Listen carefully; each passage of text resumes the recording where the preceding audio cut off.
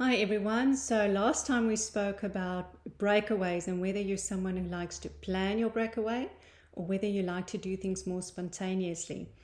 As I mentioned before, Anna Maria and I are actually hooking up next month, and we live about 400 kilometers from each other. Anna Maria is in Cape Town and I'm in George. So we've decided that with our hubbies, we're going to get on their bikes and we're going to meet halfway, which we're really excited about.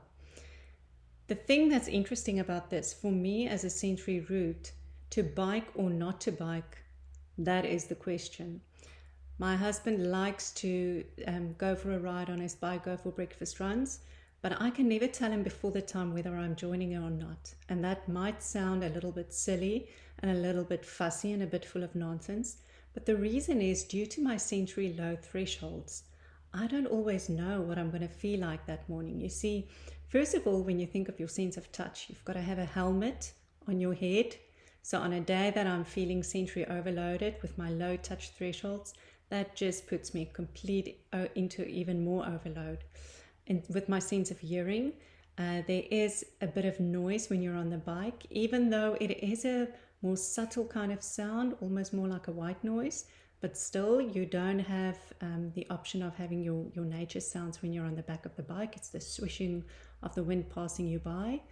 And then also with your sense of vision, for me, that's a sensory route with low threshold. I love predictability. It really works well for me and it works well for my system.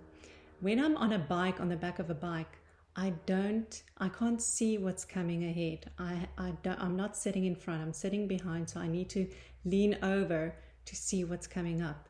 And on a day that I'm feeling a little bit out of sorts, on a day when I'm feeling that I'm not as well regulated or self-regulated as I should be, that can put me into overload as well. Yes, with my sense of smell and taste, it doesn't really play a big role when it comes to bike or not to bike. But the other one, a sense of movement, plays a very big role. You see, on the back of the bike, on a smooth surface, it is a better sensation for me because there is a bit more predictability. But when we go on a gravel road, then there's less predictability. So again, for me, it really depends. Whether I'm joining or not definitely depends on my sensory self-regulation on the day.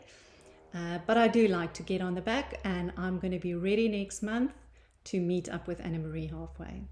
See you next time. Bye-bye.